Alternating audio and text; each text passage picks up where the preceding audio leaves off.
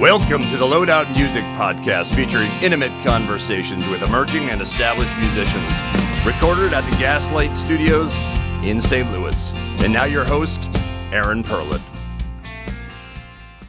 There are a handful of musicians out there who have defined rock and roll piano, like Leon Russell, Elton John, as well as my guest today, Bill Payne, one of the founders of Little Feat, the band that Jimmy Page once called his favorite American band.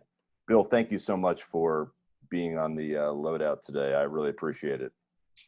It's a pleasure to be here, man. So I would imagine, you know, you've been in the public spotlight about 50 years. You're probably kind of tired of doing interviews like these. No, actually not. It's like having conversations with people, right? Yeah.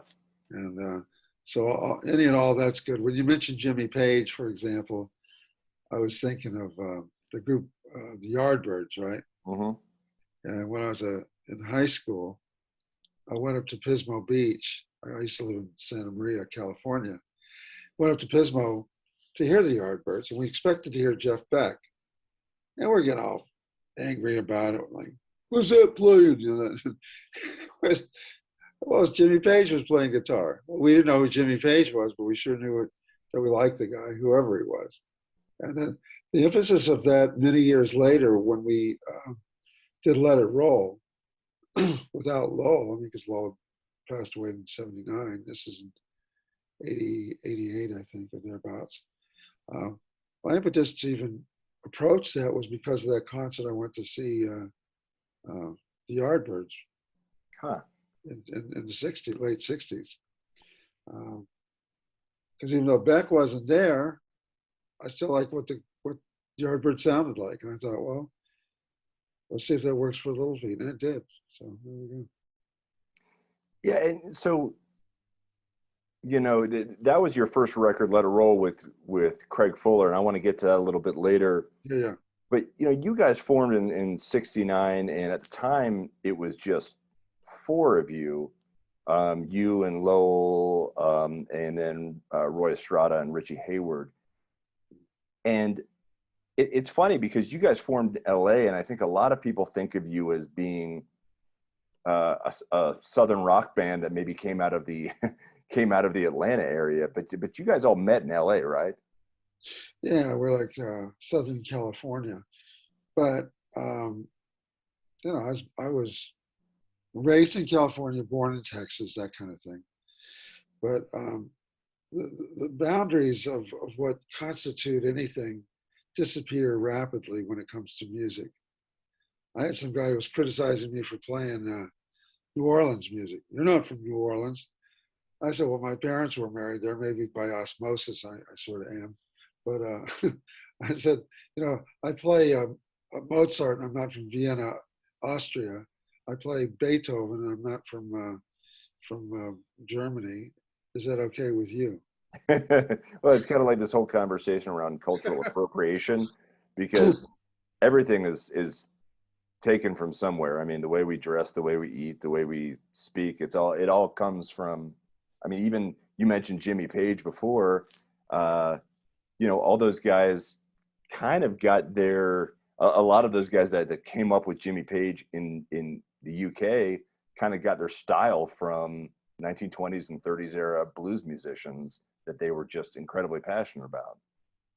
Exactly, and that's what it's about. It's about influences, about the passion of the influences received, and then where they go out and touch other people.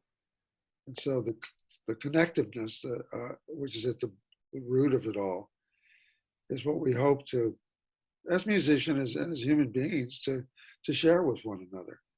You don't stop at like, well, Eric Clapton back in the day.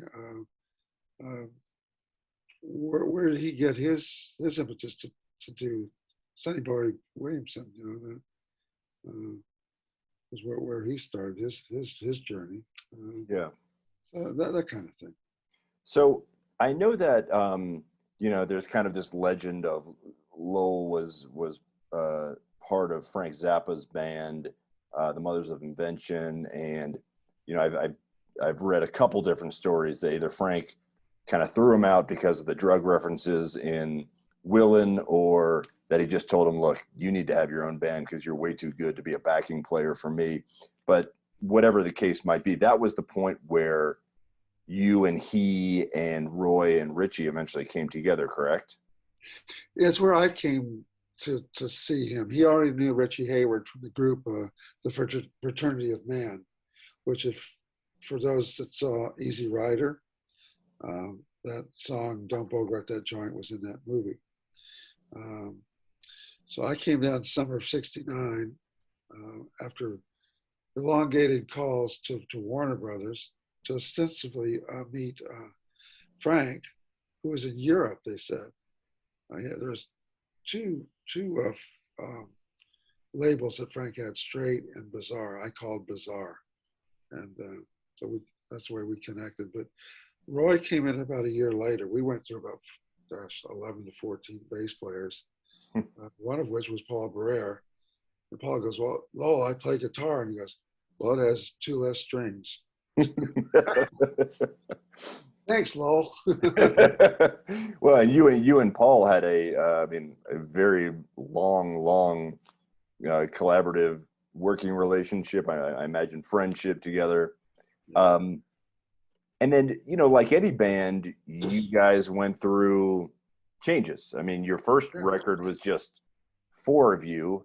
That was, I believe, a self-titled album. And then I believe, like in '72, you added, was it Kenny Gradney? And that's when Paul joined. And you guys became a 6-piece band, right? Yeah, we had in the interim between that self-titled album, there was an album called Sailing Shoes, right, which did really well. I mean, it didn't sell well, but it was a good record. People like Bobby Weir and a lot of folks, they still play Easy to Slip off that record. I think Tri-Face Boogie came into being on that record. But yeah, in '72, Richie and I went down to a loft in LA to hear this band. But Paul was in. We thought, man, he would sound great with Lowell. So we brought him in. Lowell agreed because they all knew each other from Hollywood High, the Barrère brothers. And then we had Kenny Gradney came in through a group called Delaney and Bonnie. Right, who Eric Clapton did a ton of collaboration with. Yeah, and if anybody's, there's a great documentary called The Festival Express. Kenny's on that documentary. He's the first person and the last person you see on it. And that had the Grateful Dead, Janis Joplin, the band. There's a lot of people on it. It was a train ride in Canada. So a great documentary that people ought to take a look at. But that was that period, though, in those early '70s, '71, '72, where you guys really developed what has become kind of that signature Little Feat sound, where you would blend in jazz and New Orleans funk and blues with rock and roll riffs, and it became the unique sound that Little Feat is really known for, right? Yeah, I would say so. And the other component of that was Sam Clayton, who was also with Delaney and Bonnie. And Kenny said, I want to bring in my partner because we were going over to Hawaii to play the first Crater Festival in front of about 40,000 people. And so Sam was hooked on our band right after that forever. He's also in a documentary that's out right now. It's called, I don't know what the name of it is, but it's with Joe Cocker, Mad Dogs and Englishmen. It's got Susan Tedeschi and Derek Trucks.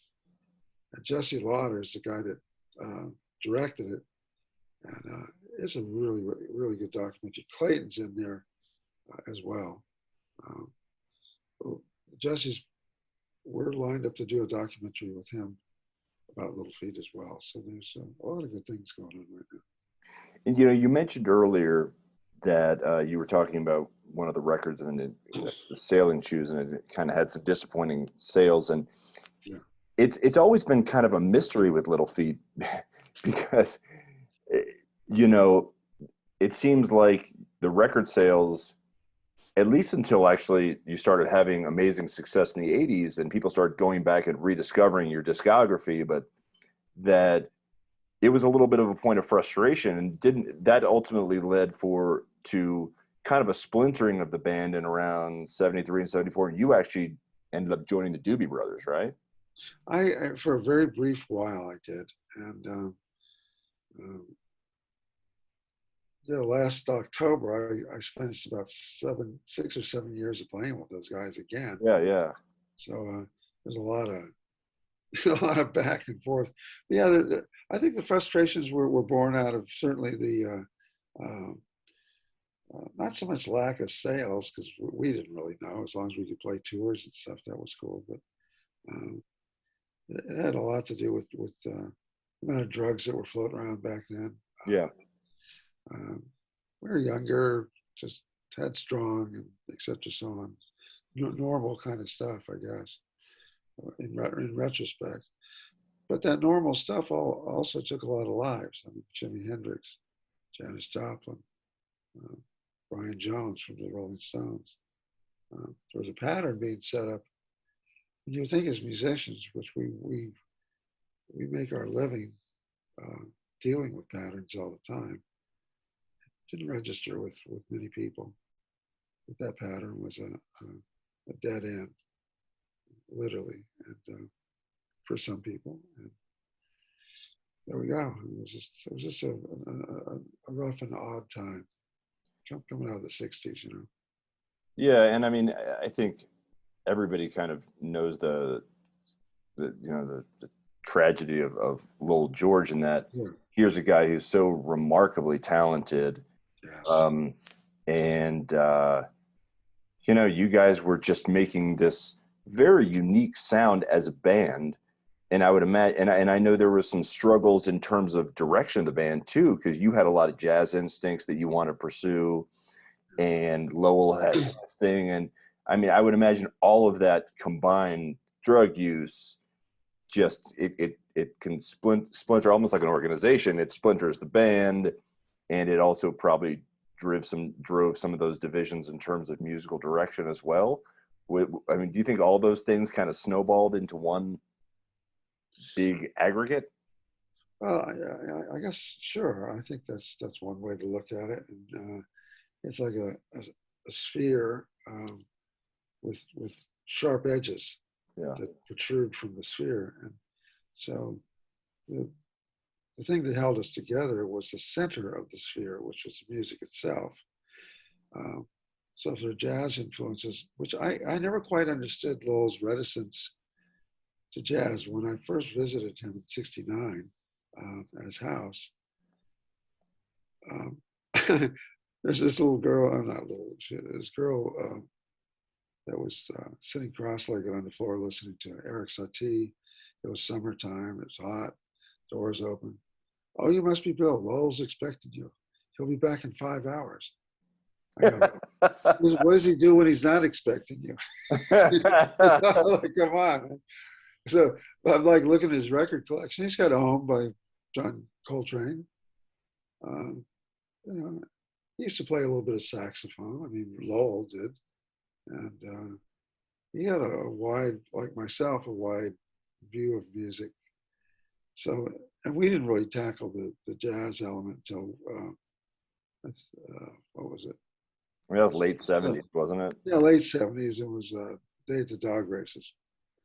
And so I don't know. I mean, maybe he was ahead of us or we were behind. I don't know really what happened on that.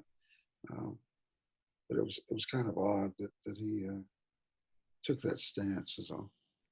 Do you ever, I mean, you've covered so much ground with Little Feat beyond that initial breakup in the '70s, but also outside of Little Feat. I mean, you played with anyone. I mean, from J.J. Cale to the Doobie. You mentioned the Doobies, Emmylou Harris and Bryan Adams and Pink Floyd, and you don't need me to recite the list, but I mean,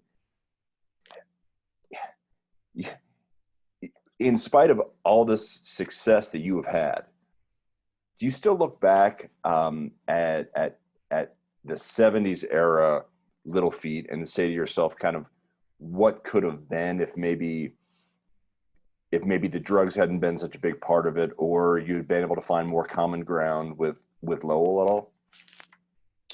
I I don't revisit the 70s in that regard. There were two, if it would just been with Little Feat, yeah, maybe I would have, but it was endemic. It was all over the place. I mean, it affected any and everybody that was of a certain age. What I find um, uh, disconcerting in a way is in the political climate that we live in now and the social climate we live in now. How did we get there? You know, I mean, everybody was like, there was we were in the 70s. It was like free love, Charles Manson. We had everything that was one direction slammed this way, another direction slammed that way. Or maybe I have just answered my question. Um, we were we were hitting the edges on all sides, and we still are. So maybe it was. I just thought there was a lot more people that were uh, kind of more forgiving about things. I mean, I'm always amazed. We have two black guys in our band, Kenny Grady and Sam Clayton, and so with voting rights, let's say. I don't watch a lot of news anymore, by the way, but I got to say that on a social level, and I know we got fans on all sides, and that's great. We love you. I think music is more than ever a great unifier. Um, but when you walk outside the concert hall, um, I find it tougher to hold conversations with people that don't appreciate voting rights. You can have your view, man. I mean, you might not like a policy or something, but this is just what's happening with this country and the world is beyond frightening. I'm glad to be a part of something I think is positive, but I don't pretend like it doesn't exist. The stuff that's abhorrent, really. Do you think that's reflective of one of the things I've noticed in modern culture is that people would prefer to, and I think that the digital sphere has really created this, that people prefer to talk about one another as opposed to speaking with one another. Um, and back, I remember very clearly those times in the 70s and 80s where, sure, you had dramatic differences in political philosophies, but it wasn't the kind of pants on fire culture that we have today, where to your point, you can't have a kind of a reasonable conversation with someone that maybe you have some type of political differentiation with. Yeah, I'm actually pretty good at that. I wrote a song with Tom Garnsey, a friend of mine in Montana, and it was called "When All Boats Rise." And this one, normally I don't respond to people, but this one guy goes, "Well, I don't have a boat," that kind of thing. And I actually wrote him back. I said, "Look, it's not about whether you have a boat or not. It's aspirational, like liberty and justice for all. We don't have it. It'd be nice if we did. That's why it's aspirational." Same thing was when all boats rise. Just let it go. It's not a confrontation with anybody to want to have better things for everybody. But there's a reality where if the only way people can do anything in a democracy is through your vote. So when people are denigrating the vote by saying 6 months before the election even takes place that if he doesn't win, Trump, if he doesn't win, it was a bogus election. Maybe the alarm bells ought to go off a little bit. And so we have the same mentality that Marsha Gessen wrote about in Russia a few years ago, where people, they go for this father figure. They may not like him, they may not respect him, but he's making the decisions, not them. I think that's nonsense. You got children. What do you want them to learn? Well, critical race theory. I mean, it just goes on and on. I'm going way off the map here, but I'm going to bring it back with this. When Little Feat plays music, and when we've always played music, all those lines disappear. That's where the connectiveness of music is powerful again, because for a while, people thought, well, music doesn't have the same je ne sais quoi. It doesn't have the same power it did before that would unite people. It can't unite people, but it can give people a bit of a break from the angst we have about each other. You go and you listen to Fat Man in the Bathtub or The Groove on Spanish Moon. It just puts you in a different place, and you might be an axe murderer for all I know. I mean, not you, but the person in the audience, and they're out there grooving to this thing.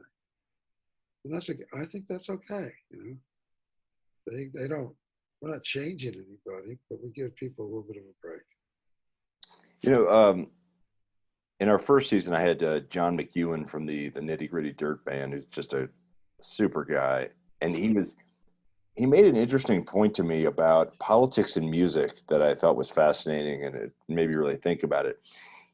He felt that in the 60s and 70s, musicians were to a degree the voice of the public, and they did a good job of articulating kind of what was lying beneath the surface, how people were feeling.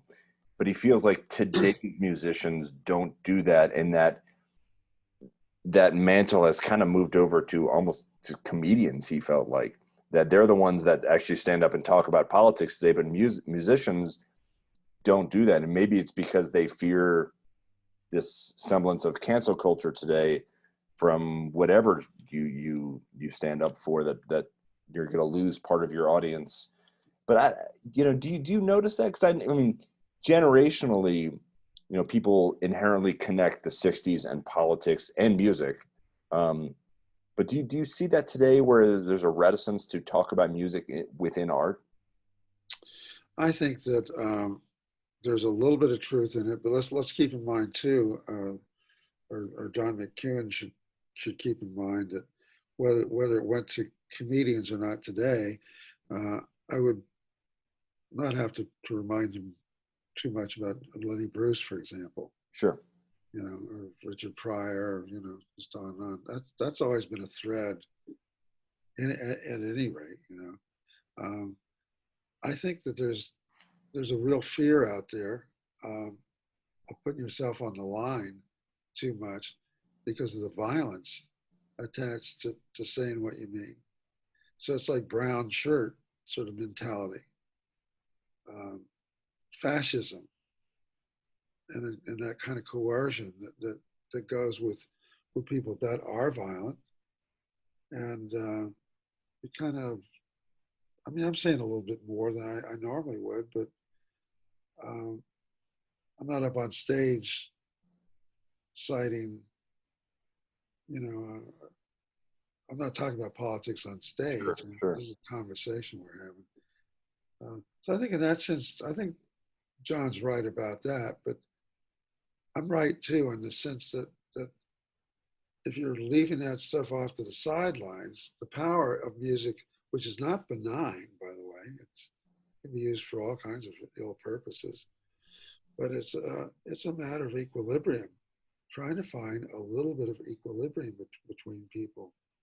Do you like that groove or not? Does that hit you, or we're talking about Asperger's? I don't know if it's called a syndrome, but for people that have it, they're left without emotion, right?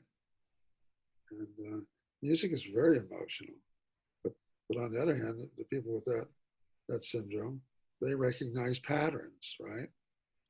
So they're really good at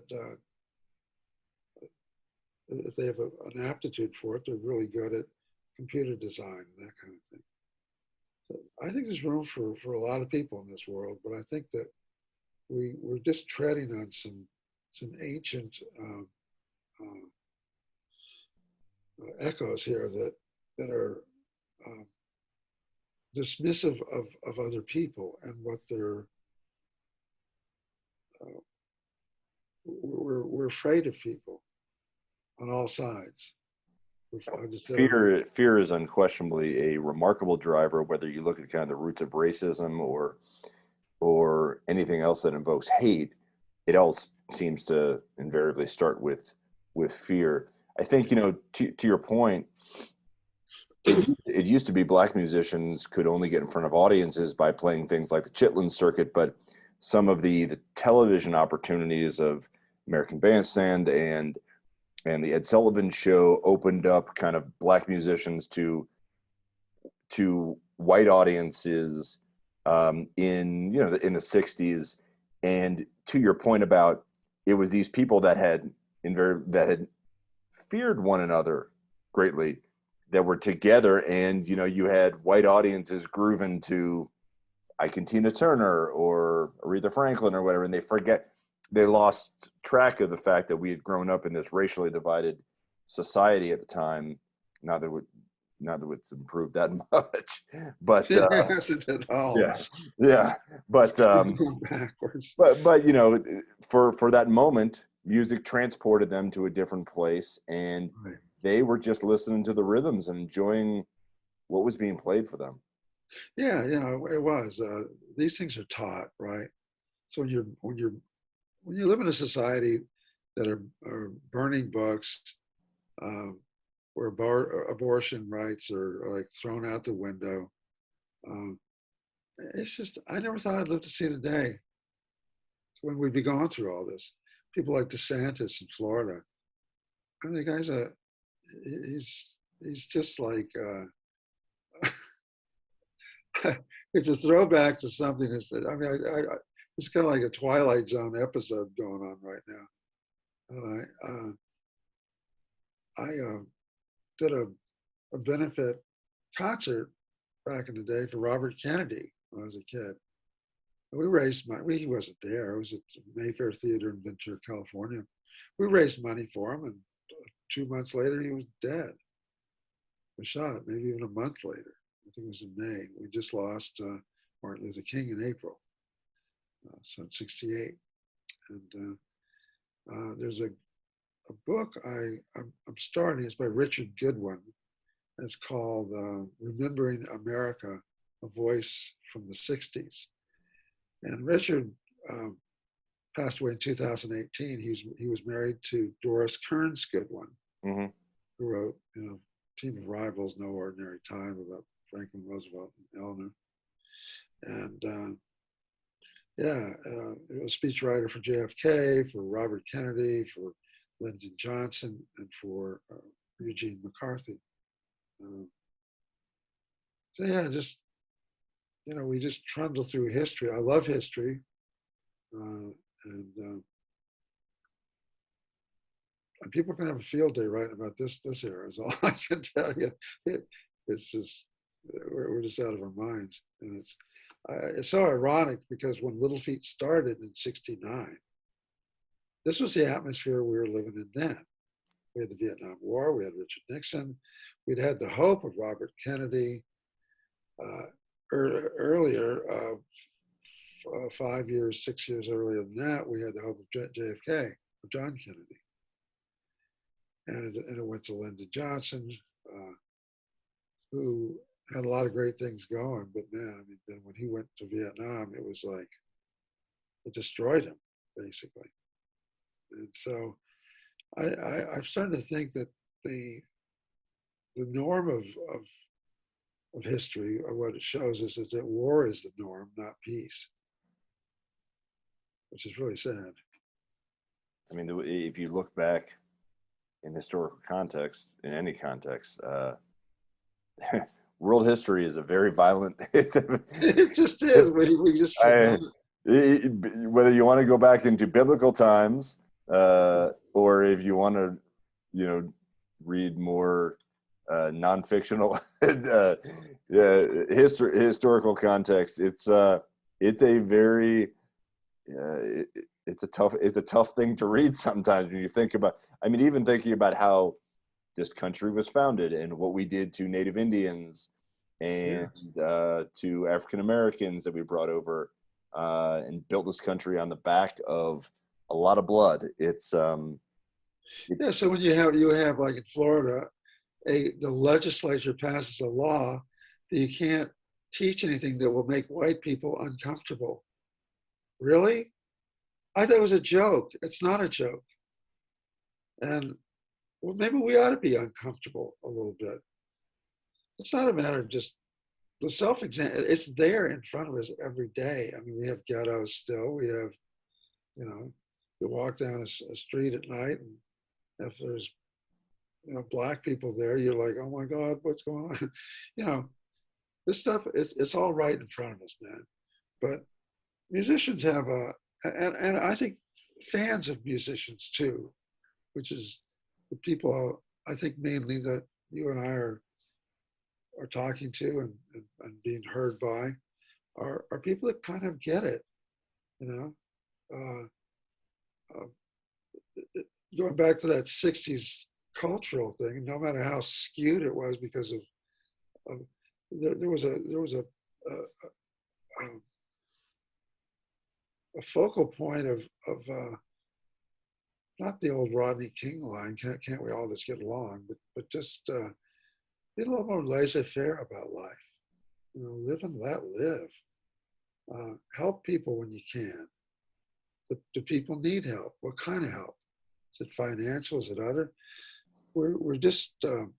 I think you said it too. The internet, the social media. This has driven wedges into society that I don't know if we'll ever get past. We've gone off the farm. You know what I mean? And the reason is because we have these enclaves that we can reside in without talking to each other. We talk at each other, but not with each other. And oftentimes what, we've really gone off the rails here, but I know, I'm sorry. but oftentimes, it's interesting because we don't even listen to one another. I know my wife and I will actually flip between CNN, MSNBC, and Fox because we want to just hear how people are covering the same issue, or maybe they're not covering the same issue, and to see what they're prioritizing in delivering a message to their audiences. And in speaking to my friends, I have found that approach to be quite an anomaly, in that I'm even willing to listen to one side or the other. I think you need to. You have to. How can you hold an opinion about anything unless you know what you're up against? I used to listen to George Putnam in Los Angeles, who was an ultra conservative. It was in every Rose Parade, and riding a beautiful Palomino horse, and he was a newscaster on Channel 5, and just a staunch conservative, and the makings of Trump, right? But that was a low boil back then. Sam Yorty was another guy that Hunter S. Thompson used to love writing about. They were just wing nuts back then. Well, now they're mainstream, and that's the problem with it. It's one thing to have these guys on the sidelines, and you think, okay, yeah, Tea Party, okay, great, they're noisy, fine. But this is the stuff that leads to book burning, to the Me Too movement. I was writing Al Franken to say, what do you think of this purist attitude in the Democratic Party? To take it to the other side for a second. I never got a chance to send it because he was taken down by the Democratic Party, the Me Too movement. I thought, we just lost a really good guy for goofing around. I mean, come on. I just was like, okay. So this has infected anything and everybody. So getting back to Little Feat again. We're gonna try. Oh, I see. It's really easy. I mean, it's like turning this channel. It's. I walked into that in November because of COVID. We hadn't gotten together for 2 years, right, or a year and a half, I guess. And We had a new group with Scott Sherrard, whom I met with the Doobie Brothers on a tour where he was a musical director for Greg Allman. Tony Leone, who I'd met down in New York area many times, and he was would play occasionally with Larry Campbell and Teresa Williams and the Midnight Ramble Band that would accompany Little Feat down to Jamaica. So he was now in the band, but we were doing everything long distance recording. So in November we got together, and it was not just a matter of can we play music together. We knew we could do that, but we would get along. Would the chemistry be there? Yeah. And it was like old home week. I mean, it was terrific stuff. And I've always looked at Little Feat as sort of this microcosm universe that I live and reside in, and have done so most of my life.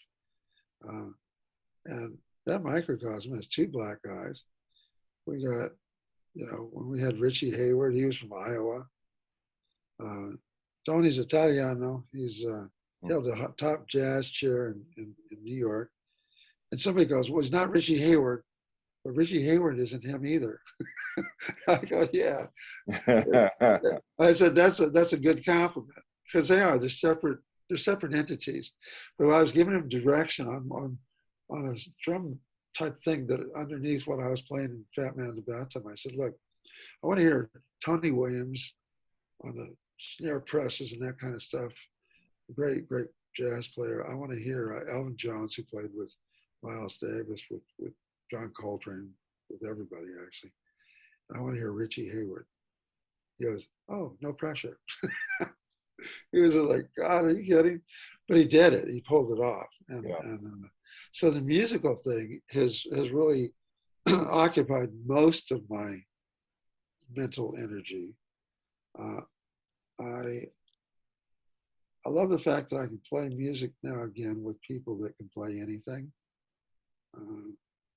that are poised to play anything. So we find ourselves playing kind of in a ballsy way to go out and say, well, we're going to play Waiting for Columbus, right? That's the tour we're doing.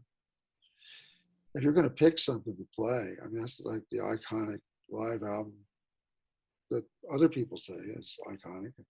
And it is, I guess. I mean, but it's a really good company when you got the Who leads it live at Leeds, and there's other live albums that were great. But we get in this auditorium to play for people, and they're like looking at us like, "Is this real? Can you guys do this?" And we start to play, and they're like, "Yes." It's almost like this. They're just exhaling, going, "Oh, it works." So obviously you guys have gone through a number of changes. When you're together 50 years, it's going to happen. Yeah. but in particular, what people tend to notice is the vocalists, in that your first 10 years with Lowell, yeah, and then you bring in Craig Fuller in 86, 87, and we talked about Let It Roll before, which was a remarkably successful record, and it just kind of breathed new life into the band. But then in the early 90s, you had Sean Murphy. You bring in a female voice who had, she had toured as part of Bob Seger's band. Now, you've got another lead singer. Is it, I guess I set this up to say, is it a credit to the musicianship that you've been able to persevere with a handful of different voices that are kind of driving the music, and not really driving the music, but fronting the music, if you know what I mean? Yeah, I think that it's a direct correlation to the music. And I'll go back to more of a classical thing of when we listen to Beethoven, for example, is Leonard Bernstein conducting? Is it someone else from the Cleveland Symphony Orchestra? Is it Ozawa from the Boston Symphony? Or who do we have now that's conducting and playing that music, or playing Bach, or playing jazz, or doing anything? And why does that connect with people? it connects because of the music. And yes, we miss Lowell. Lowell's a defining and distinct voice. It's also why we have Eric Clapton being able to sing Sonny Boy Williamson songs and other blues tunes that they connect with people as well. And I think that when Lowell and I used to talk about the connective force between things, this is really what we were getting at, is that when it works because people can grasp what the ideal of that music was and is. It hits your heart and it hits your head. Ultimately, if it's really good, it does both. And that's cool. Will there only be one Little Richard? Of course. Is there only one Lowell George? Absolutely. But Fat Man in the Bathtub, Willin, maybe Oh Atlanta, you know? I mean, these things supersede even that, Yeah. because they're unique. I mean, when I heard Fish doing it, somebody sent me a tape of Fish playing Fat Man in the Bathtub down in Mexico just a couple months ago. It sounded really good. I was like, yeah. I just talked to Mike Gordon before. I finally sent a note to Trey Anastasio, reintroducing myself to him. What a great guy! You know, I mean, I was like, this is cool. But Little Feat was always an elastic idea. We thought, well, do we need a horn section? Do we want to amplify the keyboard? Well, I play like 10 people anyway, so maybe we could. And I enjoy working with John Grow from New Orleans. Gosh, I was on a tour with Simon Garfunkel. Richard T was the other keyboard player. Craig Dirty when I was working with Jackson Brown. So the answer is yes, yes, yes, yes. It's what do you? And I just played a tour with Michael McDonald where we were both playing keyboards. It's about music at the end of the day. I'm a musician. Oh, you're a pop star. Oh, you're a rock star. That's what it was. You're a rock star. I go, well, if you want to think of me as a rock star, go ahead. I think of myself as a rock head, but I am a musician. There's no nonsense about that. So, you know, take your pick from the Chinese menu here. But music's my passion. If I didn't think it would work, it doesn't mean that everybody's going to agree with me that it works. We've never lived in that kind of world. But if you can get a majority of people to go, you know what? I don't know why, but it works. That kind of thing. And I'm right. I've written 20 songs with Robert Hunter. I never met the guy. I never talked to him on the phone. It was all internet stuff. At one point I went, gee, Bob, it's kind of like Guatemalan internet bride situation here. I'm sure you're a lovely man. I never ever talked to him. And he passed away. But 20 songs, yeah. We've got some great tunes that we've written. I've written 9 with, Paul Muldoon, who's a Pulitzer Prize winning poet. He teaches at Princeton. He's an absolute joy, man. And he and I've got these songs that are way off. We're going to record them with Little Feat, or at least record as many as we can. Charlie Starr from Blackberry Smoke. Blackberry Smoke, yeah. We've got a couple of tunes that are really, really nice. John Leventhal is married to Roseanne Cash. We've got one song. We could probably write 100. Tom Garnsey is another guy I've written a lot of stuff with. I didn't used to write with anybody other than the guys in our band. It was all this sort of insular thing going on. So I've opened up my horizons to a lot of people for a lot of reasons. And it's a counterweight to the stuff we were talking about earlier, which are the things that weigh on our mind. We don't operate separately from anything. An artist should not operate separate from it, at least not in an unconscious way. Consciously, we should either subscribe to what it is we believe in and push it, or do the other, which is let people kind of read into what it is by design. Who are you as a human being? Who do you associate yourself with? Who do you hang out with? That's who you are. So speaking of the people you hang out with, you are, to a degree, you become kind of last man standing. Is that, it's got to be heartbreaking for you that, you know, you know, obviously in your inner circle it started with Lowell, but I mean, Richie Hayward died about 10 years ago. Paul, you know, you've had a lot of tragedy. Paul was 2 years ago. It's got to be a very sad thing for you to see these people that you have had this beautiful artistic connection with over years and years and years that are passing away.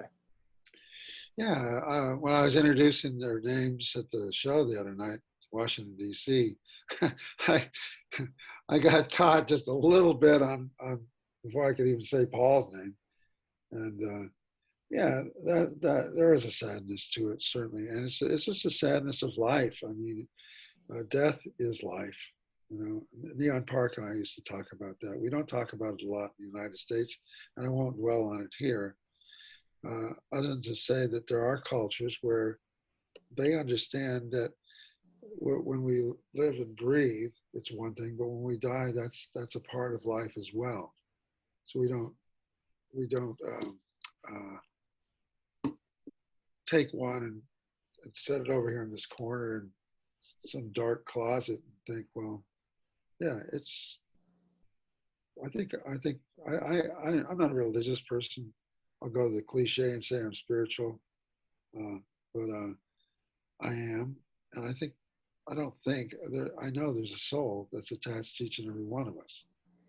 I don't know where it goes. We won't know till we're there, if we know anything. So, but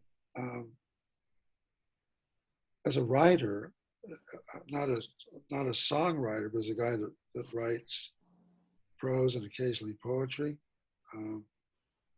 that gives me an outlet too to revisit and relive, as we all do in our heads, what we've gone through. I think that what music and art do for people is it's transformative. It transports as well. It transports you to a time in your life when you hear, say, "My Girl." Go, man, I know exactly where I was in Santa Maria. I just moved there. I didn't know anybody in Santa Maria, and the weather's a little colder up there than it is in Ventura, which is only 60 or 70 miles down the coast. But this flood of emotions that come in, I think that's the beauty of music. And we create our own um, literal frontiers and landscapes out of art and music. I mean, they're all the same thing, but the food we eat, the books we read, it's a really rich life we have in front of us. So those losses, again, there's a counterbalance of thinking, well, you know, Paul, before he passed away, not unlike John Coltrane, went to Japan one more time. You know, and people go, why is he going to Japan? I said, well, I don't think he's mimicking Coltrane, but he's a jazz aficionado, and he knew about it, but he had the offer to go, and he wanted to get down there and give it one more ride. You know, that's it. Yeah. All right, I'm gonna let you get out of here on this last question. Yeah. I know it's not cool for musicians to bitch and whine about things they don't get recognized for, but the Rock and Roll Hall of Fame, I mean, come on. It is baffling that Little Feat is not in the Rock Hall of Fame. It's got to frustrate you to some degree. My frustration was nil a few years ago. Like, I really didn't care. I mean, honestly, I thought, well, that's cool. It's like award shows. Got a bunch of people slapping themselves on the back, and aren't we cool? But the deeper part of it, which is the recognition and the validation that it gives you, yeah, I'd like to see that for Little Feat. I think it's well deserved. I think that if Little Feat can't get it, who the hell should? You know, I mean, it's not a matter of of taking people that are not rock and roll players and giving it to them. It's just a word, and obviously that word is dissolved like everything else into a vat of Kool-Aid and excrement at this point. So it doesn't mean anything. But as long as they're going to call it a rock and roll award, even though Little Feat has all these other antecedents that make up Little Feat, rock and roll is a pretty solid one. And because I'm born in 1949, 54 or 55, whenever Elvis Presley hit, my sister, who passed away last December at 81 years of age, she graduated high school in 57 or 58. So she's wearing the pink poodle skirts, two-tone shoes, Job's Daughters, making out in the car. Here, Bill, here's the 25 cents. Leave us alone, okay? That kind of stuff. But she also turned me on to Elvis Presley in that she went down to the record store to pick up, and I was more enamored with like the little dog on the RCA label looking at the gramophone. Yeah. As much as I loved listening to Elvis. And so, yeah, to answer, to say what I've already said, but to sum it up, I'd like to see it for Paul, for Lowell, for Richie, for Sam Clayton. Yeah. For anybody that's, and Sean Murphy, anybody that's been in this band, it's for the legacy of all that has made Little Feat what it is. Yeah, it is. Music is ultimately about community. Art is about community, right? And no matter how fractured these communities that we live in are, no matter how fractured the world is, the things that bind us as human beings are certain truths, whether we recognize them or not, and they have to do with what we all have to know in our lizard brains is an empathy for one another. And when we lose that empathy, we lose a lot of stuff. We lose our humanity. So the arts are humanities. They're aptly named. And I think that's the way I view that award. It's not that there are any great shakes. Little Feat doesn't create or cause anybody to come out of cancer. But we've brought people out of comas before when they heard our music, more than a couple times. And Mozart could have done it for somebody that loved Mozart. It's powerful stuff, that's all. And if they want to, I think that it's also very political. I mean, it's obviously it's political. So I don't denigrate anybody that's in the Rock and Roll Hall of Fame, but when I went to Cleveland some years ago, I went to the museum, and I'm looking at myself as a young guy playing and singing "Oh Atlanta," and then I got some of my notebooks that are in the glass case with Lowell's jacket. I looked at this lady, I go, "Hey, that's me when I was a young kid." She goes, "Well, so it is. That's cool." I said, what's really cool and weird is I'm in this museum, and I always thought when you're in a museum, you've either been dead for a long time or something walled up like an Edgar Allan Poe book behind a case of bricks and stuff. So it's a little odd seeing this. But it's also kind of cool too. Yeah. All right. Bill Payne from Little Feat, thank you so much for joining us on the Loadout today. This has been a real joy on so many levels for me. I can't tell you how much we appreciate your time. I appreciate you having a conversation, man. It's welcome to the brave new world. Hey folks, if you made it this far, and judging by our numbers you haven't, thanks for listening to the Loadout Music Podcast. You can always find us at loadoutmusic.com and wherever you like to get your podcasts like iTunes or SoundCloud. And of course, as always, thanks to Gaslight Studios for hosting us. Have a good one.